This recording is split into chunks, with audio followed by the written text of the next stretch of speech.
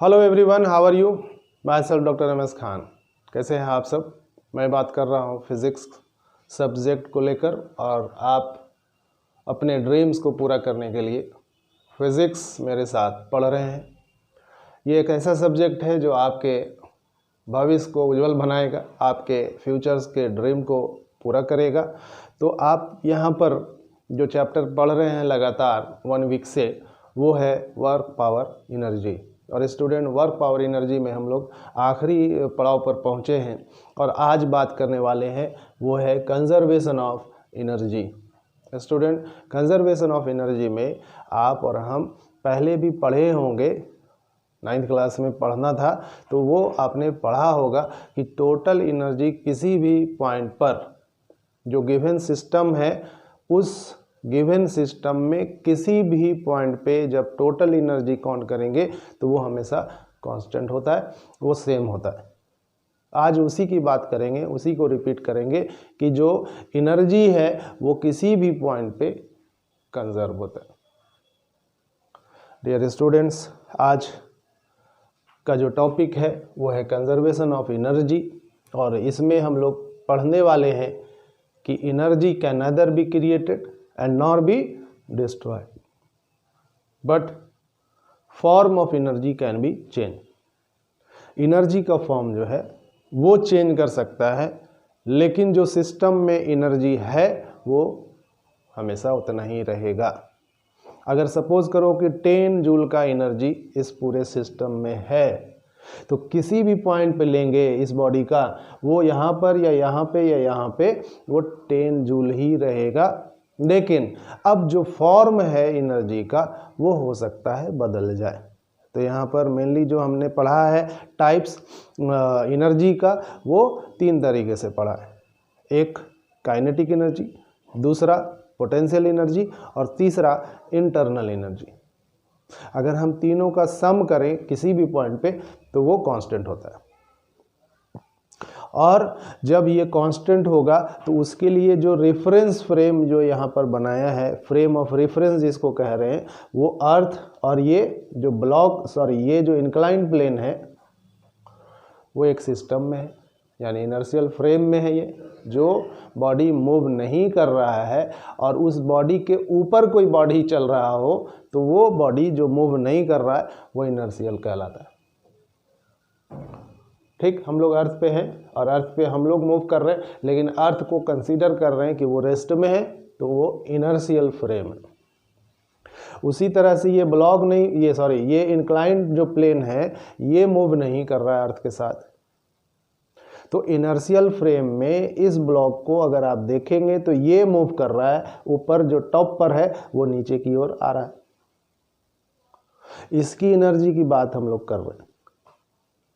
तो इसका जो टोटल एनर्जी है अभी यहाँ पर वो मैकेनिकल एनर्जी कहला रहा है और मैकेनिकल एनर्जी को हम लोग kinetic energy plus potential energy के रूप में देखते हैं। इंटरनल एनर्जी जब टेम्परेचर कहीं 0 है और टेम्परेचर नेग्लिजिबल है भी तो बहुत कम है, उसको काउंट नहीं कर रहे हैं, तो इंटरनल एनर्जी भी 0 होगा। और तब कहेंगे कि जो मैकेनिकल एनर्जी है वो 2 एनर्जी से बना है और वो है kinetic energy plus potential energy. तो किसी भी पॉइंट पे इस ब्लॉक का काइनेटिक एनर्जी और पोटेंशियल एनर्जी का सम लेंगे तो वो कांस्टेंट होगा। और ये कंजर्वेटिव फील्ड में ऐसा होता है। कंजर्वेटिव फील्ड का मतलब हुआ कि जो सिस्टम आपने कंसीडर किया है उस पे लगने वाला जो फोर्स है वो पाथ पे डिपेंड नहीं करता है, यानी उस फोर्स से जो वर्क होगा उसके पाथ पे डिपेंड नहीं करेगा। अगर आप कहेंगे कि यहाँ पर से ड्रॉप करके यहाँ लाएंगे तो जितनी वेलोसिटी से ये यहाँ आके टकराएगा उसी वेलोसिटी से यहाँ भी टकराएगा। सीधा इसको अगर आप फेंक दिया तो यहाँ मान लो 5 मीटर पर सेकंड से टकरा रहा है और ये इंक्लाइंड प्लेन पर ये ऐसे आ रहा है, यहाँ भी आएगा तो वही 5 मीटर पर सेकंड की ही स्पीड से। क्या देख रहे हैं कि जो स्पीड किसी एक पॉइंट पे है वहाँ जहाँ से सेम हाइट से गिरा रहे हैं, दूसरे पॉइंट पे भी अगर देखेंगे तो वो सेम ही है। तो इस तरह का जो फील्ड होगा वो कंजर्वेटिव कहलाता है।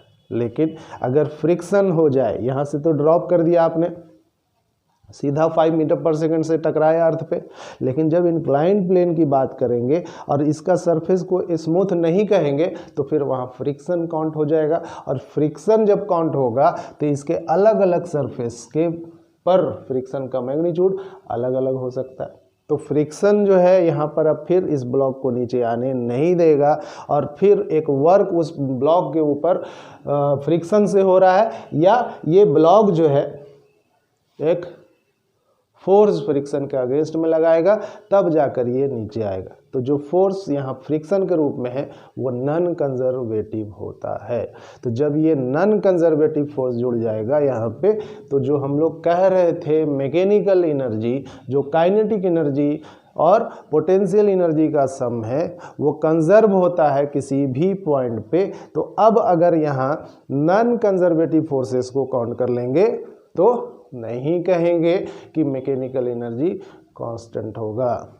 यानी कि अगर फ्रिक्शन को इस सरफेस से काउंट कर लेते हैं तो नॉन कंजर्वेटिव ये फोर्स है फ्रिक्शनल फोर्स, और उस नॉन कंजर्वेटिव फोर्सेस को फिर जब ऐड करेंगे तो यहाँ मैकेनिकल एनर्जी जो कांस्टेंट कह रहे थे, यहाँ जो मैकेनिकल एनर्जी को कांस्टेंट कह रहे थे, या इस पोजीशन पर जब ब्लॉक आता है तो वहाँ पर भी जो मैकेनिकल एनर्जी को कांस्टेंट कह रहे थे आप नहीं कह सकते। तो मैकेनिकल एनर्जी कांस्टेंट होगा कब? जब उस ब्लॉक पे जो वर्क होगा वो कंजर्वेटिव फोर्सेस से होगा, या उस पाथ पे वर्क जो होगा, क्लोज पाथ अगर है तो वो 0 होगा। अगर नॉन कंजर्वेटिव फोर्स शामिल होगा तो मैकेनिकल एनर्जी कांस्टेंट नहीं रहेगा, कांस्टेंट कंजर्व नहीं होगा। तो कांस्टेंट हम लोग जो पढ़ते आ रहे हैं वो मैकेनिकल एनर्जी को वो तब कहेंगे जब यहाँ नॉन कंजर्वेटिव फोर्सेस यानी जो फ्रिक्शनल फोर्स है उन सबको काउंट नहीं करना होगा। तो जब इन सब को नहीं काउंट करेंगे तो ये कह सकते हैं कि स्मूथ सरफेस पे मूव करने वाला बॉडी का मैकेनिकल एनर्जी कांस्टेंट होगा। किसी रफ सरफेस पे जो मैकेनिकल एनर्जी है वो कांस्टेंट नहीं है। हाँ, ये कह देंगे कि टोटल एनर्जी मैकेनिकल एनर्जी और टोटल एनर्जी में फ़र्क है। मैकेनिकल एनर्जी में यहाँ पर हमने कहा कि kinetic energy plus potential energy आता है। मैकेनिकल एनर्जी ये कहलाया, लेकिन टोटल एनर्जी की जब बात करेंगे तो टोटल एनर्जी का मतलब हुआ कि जब ये रफ सरफेस भी अगर है तो जो वर्क यहाँ पर से यहाँ आने में हो रहा है उसके अगेंस्ट में और भी वर्क होगा जो फ्रिक्शन के अगेंस्ट में हो रहा है। तो टोटल जो वर्क होगा, चाहे इस ब्लॉक का ग्रेविटी के अगेंस्ट में, इस ब्लॉक का फ्रिक्शन के अगेंस्ट में, सारे वर्क का जो सम होगा वो टोटल एनर्जी को कंजर्व करेगा। मिसाल के तौर पे अगर ये मैकेनिकल एनर्जी कांस्टेंट है, सपोज करते हैं kinetic energy plus potential energy, तो ये कंजर्व तब कहेंगे जब यहाँ पर कोई फ्रिक्शन नहीं है, कोई भी और भी एक्स्ट्रा जो नॉन कंजर्वेटिव फोर्सेस है वो नहीं है, इंटरनल फोर्सेस नहीं है, तब काइनेटिक एनर्जी और पोटेंशियल एनर्जी कांस्टेंट है। लेकिन अगर हम टोटल एनर्जी की बात करें, किसकी बात करें? टोटल एनर्जी की बात करें, तो वो हमेशा चाहे वो कंजर्वेटिव हो चाहे वो नॉन कंजर्वेटिव हो वो कांस्टेंट होगा। लेकिन मैकेनिकल एनर्जी को कंजर्व कहेंगे तो उसके लिए जो पाथ होगा, जो सिस्टम होगा वो कंजर्वेटिव होगा। यानी कंजर्वेटिव फील्ड में ही सिर्फ kinetic energy plus potential energy का जो सम है वो कांस्टेंट। नॉन कंजर्वेटिव फील्ड में टोटल एनर्जी कंजर्व होता है।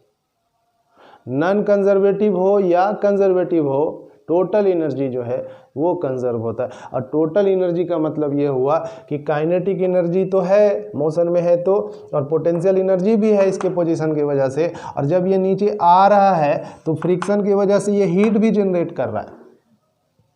तो जो हीट जनरेट कर रहा है उसको भी यहाँ प्लस करना पड़ेगा। तो Q अगर अमाउंट ऑफ हीट जनरेट हो रहा है तब इसमें जो टोटल एनर्जी है इस पाथ के बीच वो कांस्टेंट। तो अब दो यहाँ पर मैकेनिकल एनर्जी कहलाया, और नॉन कंजर्वेटिव फोर्सेस से हीट जो प्रोड्यूस हो रहा है वो Q के रूप में हो रहा है। तो अब जो टोटल एनर्जी है वो थ्री फॉर्म में है, एक है काइनेटिक एनर्जी, दूसरा है पोटेंशियल एनर्जी, और तीसरा हीट है। और इन तीनों का जो सम होगा तब कहेंगे कि कांस्टेंट हो। तो किसी गिवन सिस्टम में हम टोटल एनर्जी को कंजर्व कहेंगे, और वो सिस्टम चाहे कंजर्वेटिव हो या नॉन कंजर्वेटिव हो या दोनों हो।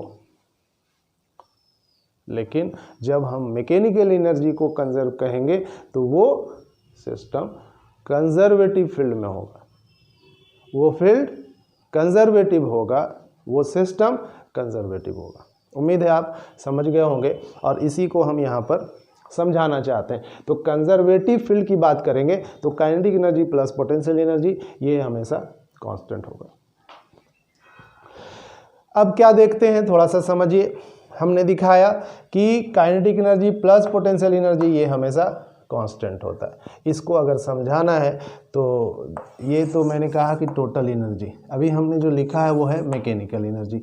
तो देख क्या रहे हैं कि kinetic energy plus potential energy ये कांस्टेंट है, और ये किसी भी पॉइंट पे लेंगे, यहाँ पे यहाँ पे यहाँ पे, तो कांस्टेंट ही रहेगा।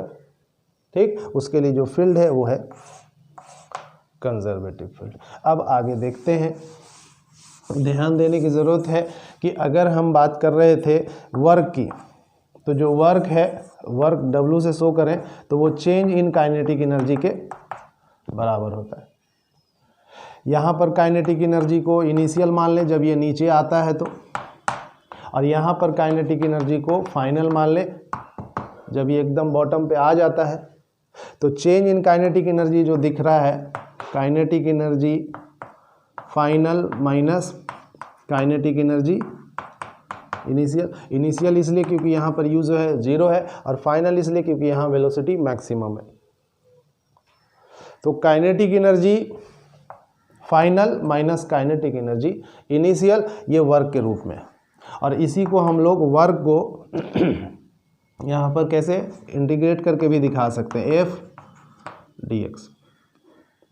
लेकिन अगर दूसरे फॉर्म में देखें कि जो वर्क है वो चेंज इन पोटेंशियल एनर्जी के भी बराबर होगा, लेकिन जो वर्क होगा वो कंजर्वेटिव फील्ड में होगा, हमेशा पोटेंशियल एनर्जी, इसलिए ये वर्क निगेटिव में होगा। तो पोटेंशियल एनर्जी जो होगा वो वर्क के नेगेटिव फॉर्म में होगा, और ये चेंज इन पोटेंशियल एनर्जी है। P अगर नहीं लिखें तो U से भी कहीं कहीं दिखता है, तो चेंज इन पोटेंशियल एनर्जी जो है minus change in potential energy वो यहाँ W के बराबर है।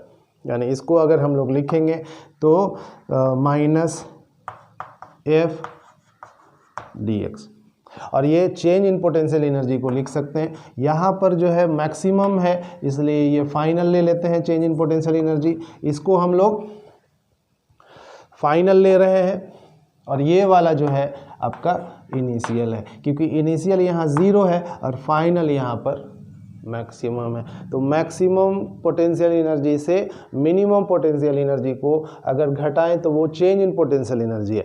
उसी तरह से काइनेटिक एनर्जी को भी हम देखें कि मैक्सिमम काइनेटिक एनर्जी से मिनिमम काइनेटिक एनर्जी को घटाएं तो वो चेंज इन काइनेटिक एनर्जी, और दोनों केस में जो चेंज हो रहा है, चाहे वो पोटेंशियल एनर्जी का हो रहा हो चाहे वो काइनेटिक एनर्जी का हो रहा हो, चेंज इन पोटेंशियल एनर्जी और चेंज इन काइनेटिक एनर्जी ये इक्वल होगा वर्क से, और वो जो वर्क होगा जिस फोर्स से वो फोर्स कंजर्वेटिव होगा। तो कंजर्वेटिव फोर्सेस से जो यहाँ पर हम लोग देख रहे हैं वर्क, वो वर्क को देखें तो चेंज इन काइनेटिक एनर्जी या चेंज इन पोटेंशियल एनर्जी के रूप में होता है। तो हम इसी को और भी अच्छे से बताना ये चाह रहे हैं कि अब कह सकते हैं कि काइनेटिक एनर्जी जो चेंज कर रहा है, ध्यान दीजिएगा, change in kinetic energy is equal to minus change in potential energy.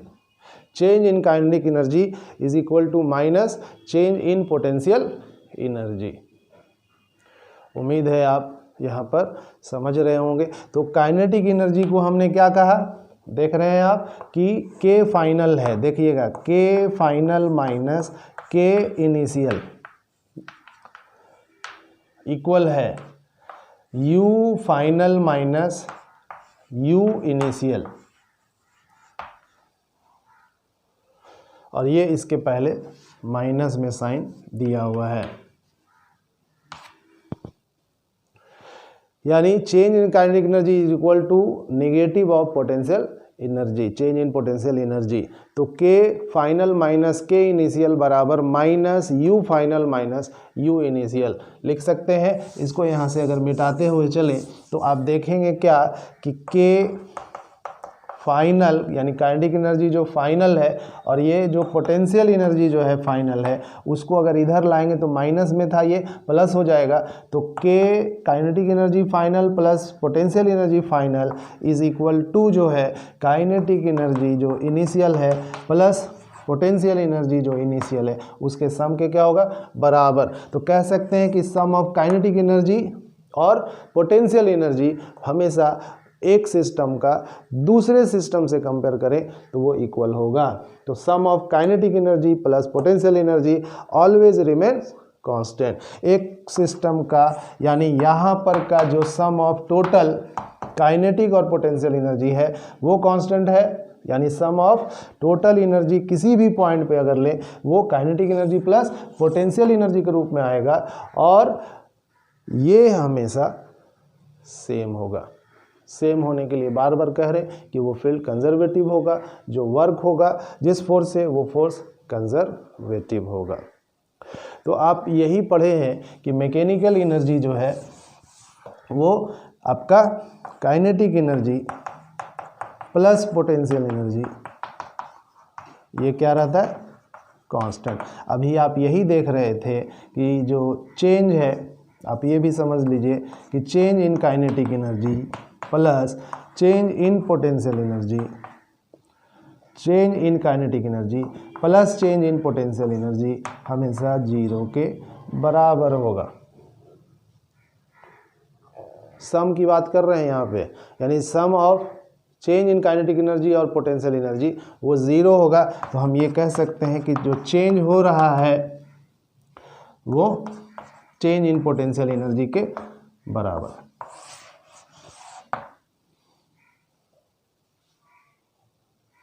मतलब अगर ये ग्रेविटेशनल पोटेंशियल एनर्जी है जो mgh के रूप में है और ये काइनेटिक एनर्जी है ½ mv² के रूप में, तो आपका ये ब्लॉक जब टॉप से नीचे की ओर आता है हाइट डिक्रीज करेगा। तो जितना हाइट डिक्रीज करेगा उतना उसकी वेलोसिटी बढ़ेगा, तो हम कहेंगे कि उसकी काइनेटिक एनर्जी जो है वो इंक्रीज कर रहा है।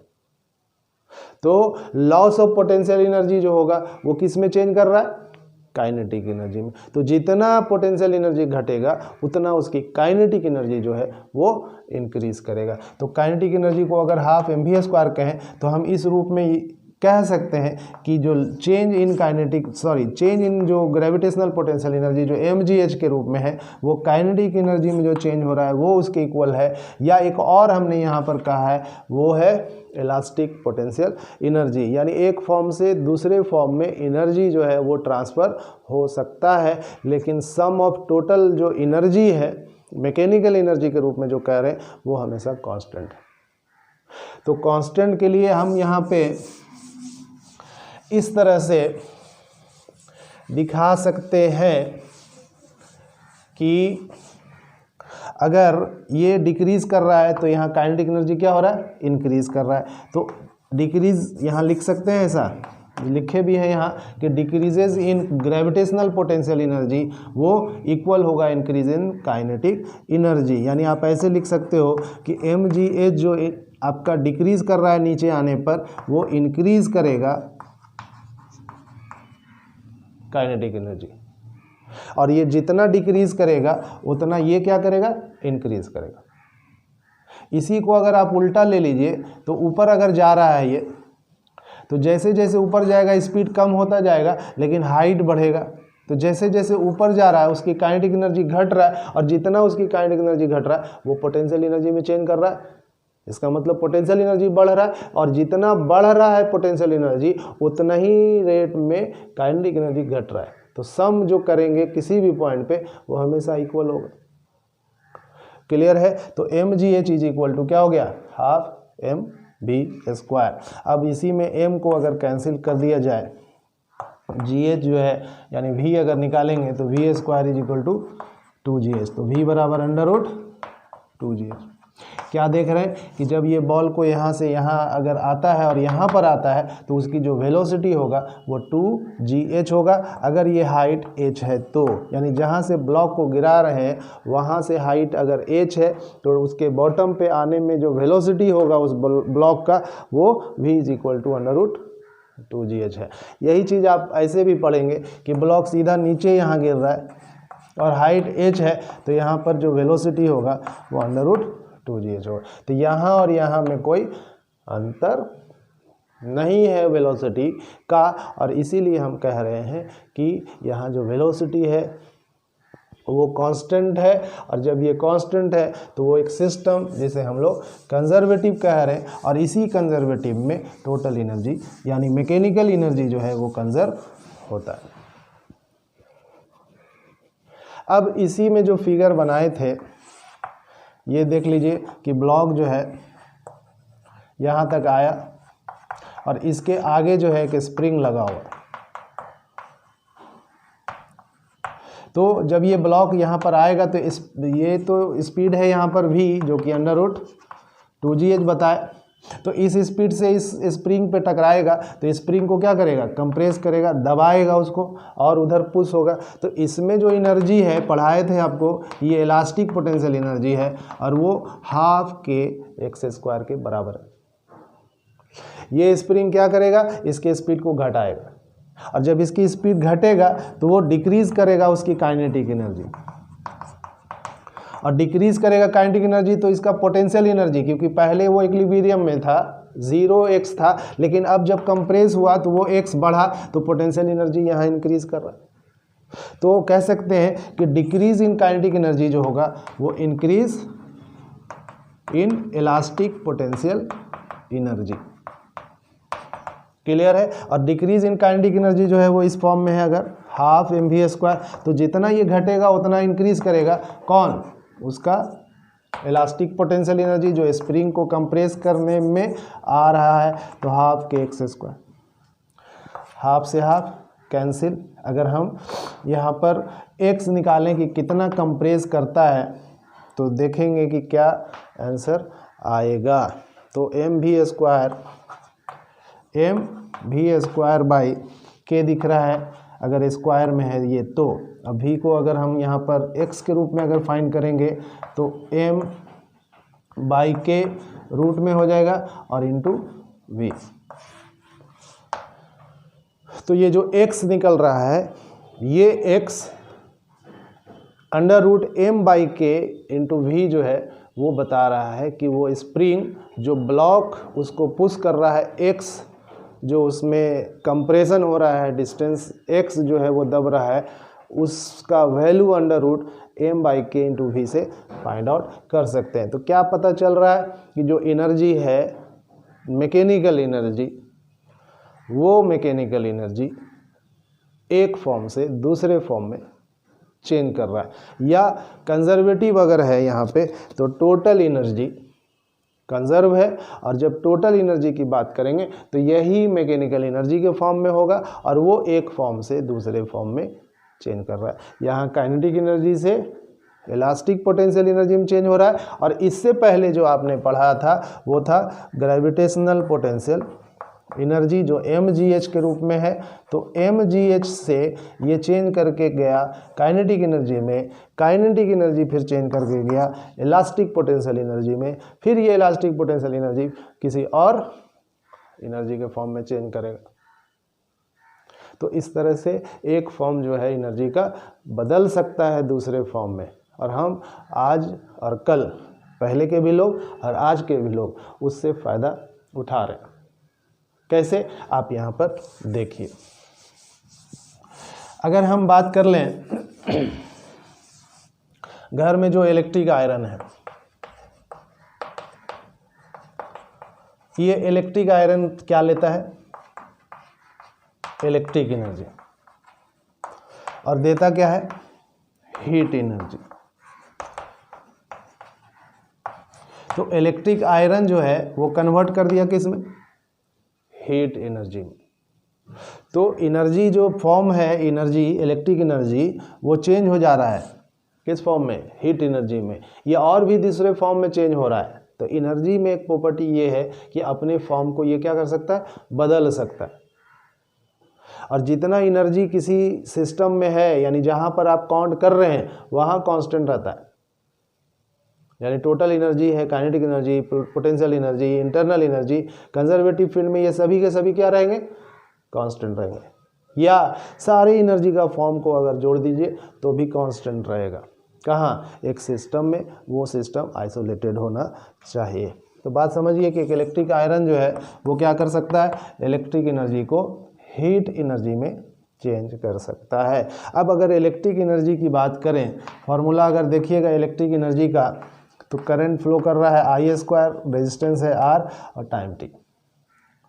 ये चेंज कर रहा है हीट एनर्जी में, तो हीट वाला फार्मूला जो है आपको मिलेगा वो है mc∆T। ये सब आगे चैप्टर में पढ़ेंगे, लेकिन समझाना ये चाह रहे हैं कि एनर्जी का जो फॉर्म है इलेक्ट्रिक एनर्जी से हीट एनर्जी में, तो वो इक्वली जो है चेंज करेगा। अब जितना इलेक्ट्रिक एनर्जी है उसको अगर आप क्या देना चाह रहे हैं, हीट करना चाह रहे हैं आयरन के जरिए, तो वो इलेक्ट्रिक एनर्जी उस हीट में क्या हो सकता है, बदल सकता है। तो सम ऑफ टोटल एनर्जी जो होगा वहाँ पर, चाहे वो इलेक्ट्रिक और एनर्जी और हीट एनर्जी, वो सम करेंगे तो वो कांस्टेंट होगा।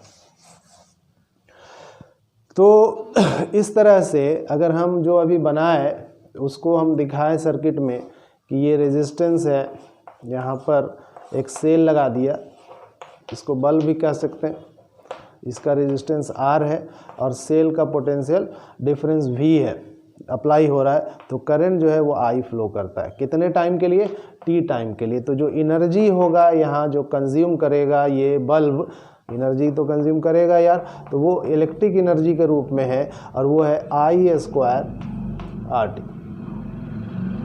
अब ये इलेक्ट्रिक एनर्जी को ये कंज्यूम कर रहा है I²RT के रूप में,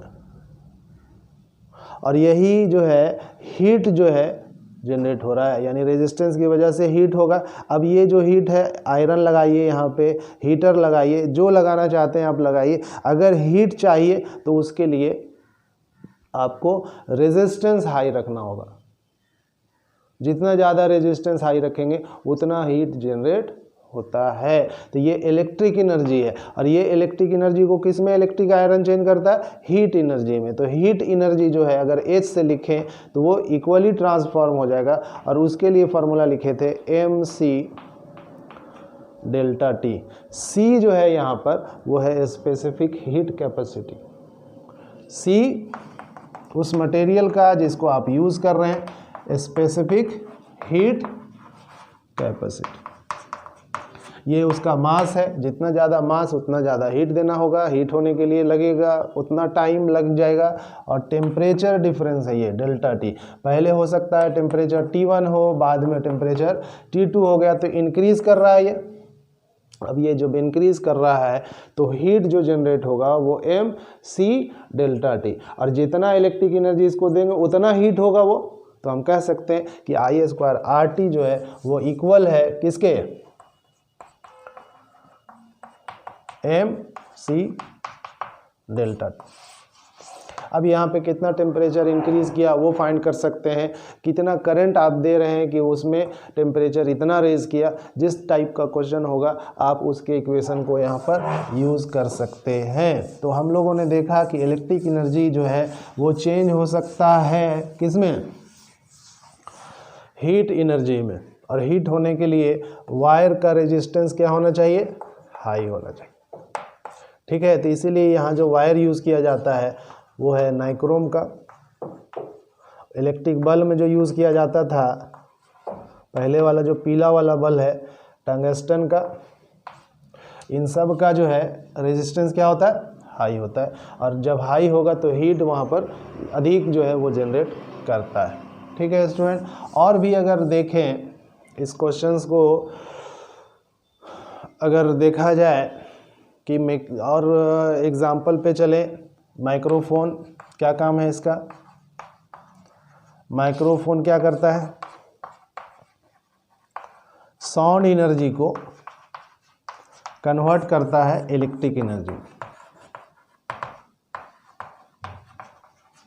ठीक, ये भी क्या कर रहा है, फॉर्म ऑफ एनर्जी चेंज कर रहा है। तो एनर्जी का फॉर्म चेंज करेगा, लेकिन सम अगर लेंगे उस सिस्टम में तो इन दोनों का सम हमेशा कांस्टेंट होगा। तो जितना एनर्जी हीट साउंड का है वो चेंज हो सकता है इलेक्ट्रिक एनर्जी में। अगर साउंड एनर्जी की बात करें तो कौन है ऐसा जो चेंज करता है, ये है माइक्रोफोन। तो माइक्रोफोन हमने यहाँ लिखा है, ये माइक्रोफोन क्या कर रहा है, साउंड जो बोलेंगे आप तो वो वायर के थ्रू क्या होगा, इलेक्ट्रिक एनर्जी में कन्वर्ट होगा। तो इस तरह से हम कहेंगे कि साउंड एनर्जी इलेक्ट्रिक एनर्जी में चेंज होगा। और फिर आगे जा कर के स्पीकर लगा होता है, ये स्पीकर है जिससे आवाज़ बाहर निकलेगा। ठीक है, तो आवाज़ जो बाहर निकलेगा वो स्पीकर क्या कर रहा है, इलेक्ट्रिक एनर्जी जो आ रहा था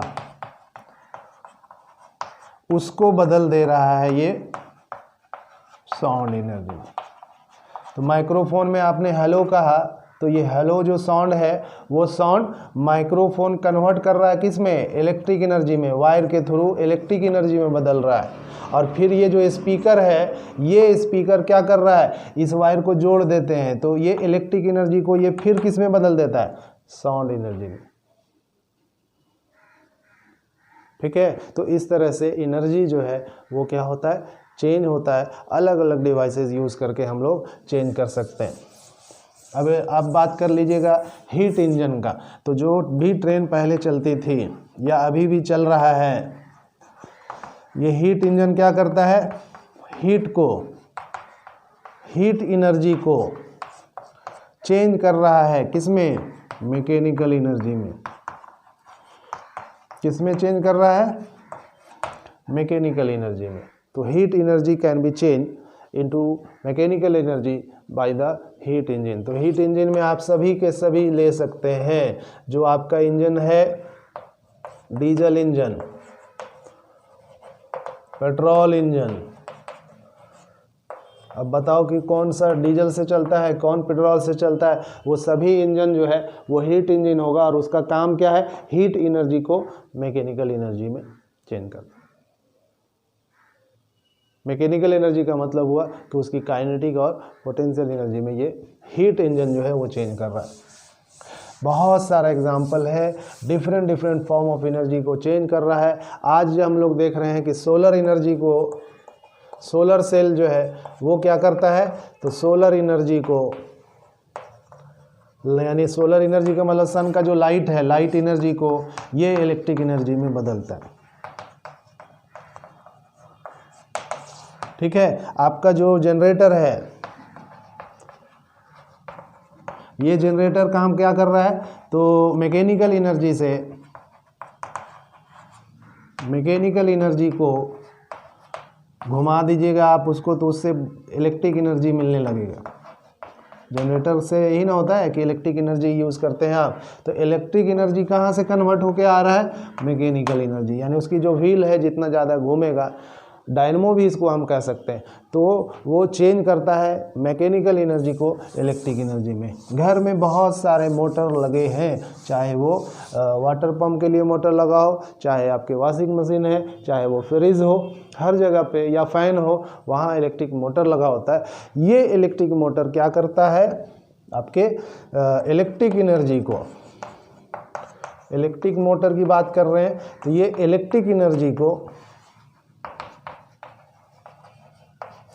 चेंज कर रहा है मैकेनिकल एनर्जी। गौर करिएगा, मैकेनिकल का मतलब जहाँ पे मोशन प्रोड्यूस हो रहा है, काइनेटिक एनर्जी जहाँ पर है, मैकेनिकल एनर्जी में चेंज कर रहा है ये। फैन ऊपर टंगा हुआ है और आप उसको देखिए, स्विच ऑन करेंगे, क्या देंगे आप, इलेक्ट्रिक एनर्जी, और फिर उससे वो क्या होगा, घूमने लगता है। तो घूम रहा है, इसका मतलब वो उसके पास मैकेनिकल एनर्जी आ गया। तो कहाँ से आ गया, स्विच ऑन करने से। स्विच ऑन करा तो इलेक्ट्रिक एनर्जी दिया आपने, और वही इलेक्ट्रिक फैन मैकेनिकल एनर्जी में उसको चेंज कर रहा है। तो एनर्जी का फॉर्म जो है स्टूडेंट बदल सकता है, लेकिन सम ऑफ टोटल एनर्जी जो बात करेंगे वो हमेशा कांस्टेंट होगा। तो kinetic energy plus potential energy, और भी बहुत सारे एनर्जी हैं, जैसे इन कंजर्वेटिव फील्ड की बात करें तो ये कंजर्वेटिव फील्ड में kinetic energy plus potential energy plus internal energy, ये कांस्टेंट।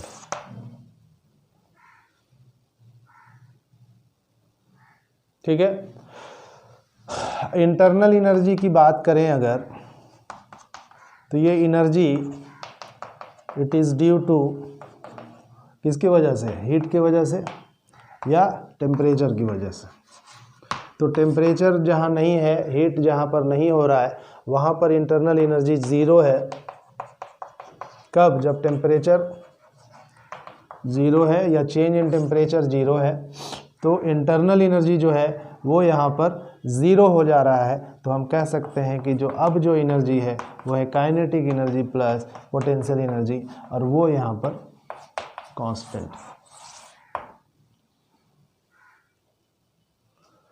तो मैकेनिकल एनर्जी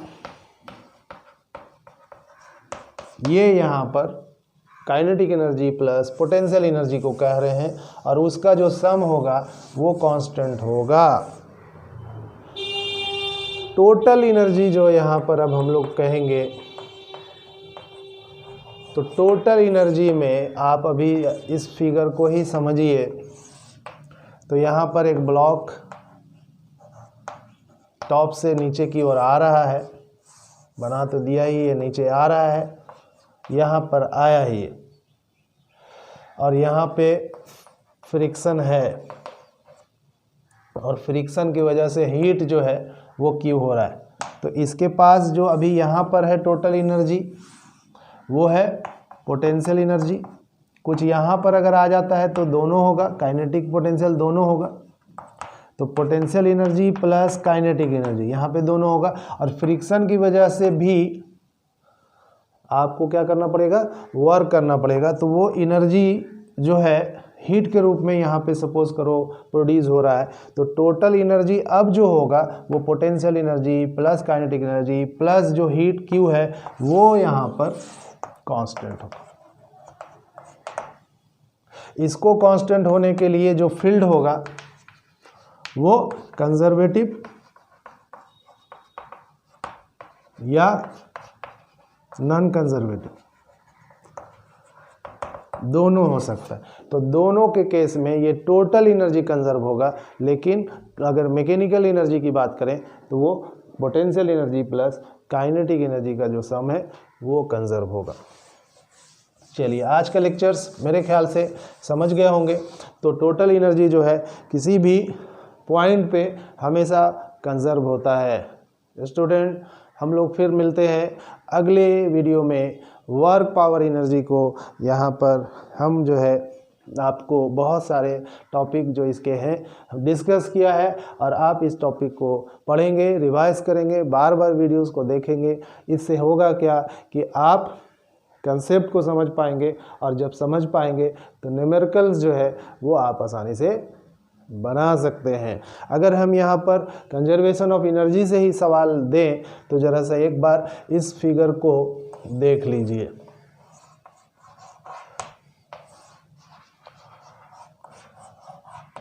इस तरह से, या फिर इसको हटा करके ये जो है अगर दिया जाए तो कहेंगे क्या कि इसका मास जो है वो m है, ये पुल्ली है, ठीक, अभी एज इट इज़ है जैसे है। लेकिन जब आप इसको नीचे लाते हैं और छोड़ देते हैं तो ये स्प्रिंग जो लगा हुआ है, इस स्प्रिंग का स्प्रिंग कांस्टेंट K है, स्प्रिंग कांस्टेंट K है। तो जब आप इसको खींच करके छोड़ दीजिएगा तो ये वाइब्रेट करेगा। इसके वाइब्रेशन का जो है टाइम पीरियड आपको फाइंड करना है। Oscillation of spring.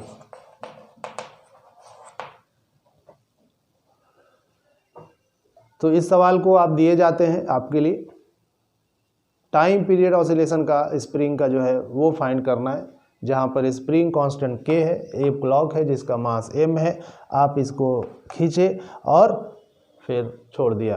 तो यहाँ पर जो इसमें ऑसिलेशन प्रोड्यूस होगा उसका टाइम पीरियड आपको बताना है।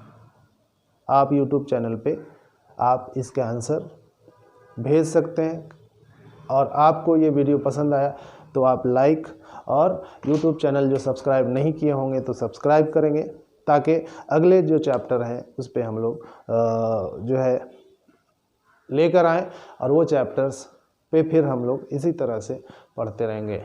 फिज़िक्स हम चाहेंगे कि सारे सिलेबस को आपके लिए कंप्लीट कराएं, सारे चैप्टर्स को आपके लिए लेकर आएँ, और सारे चैप्टर्स को बहुत अच्छे से आपको बताएं, ताकि आप फिज़िक्स में अच्छा कर सकें। तो मिलते हैं स्टूडेंट्स अगले वीडियो में, तब तक आप इसे रिवाइज करें, पढ़ें, और फिर फिज़िक्स के न्यूमेरिकल्स जो आपके पास बुक्स हैं उससे बनाएं। मुझे उम्मीद है अब सब सारे क्वेश्चंस बन जाएंगे। Thank you.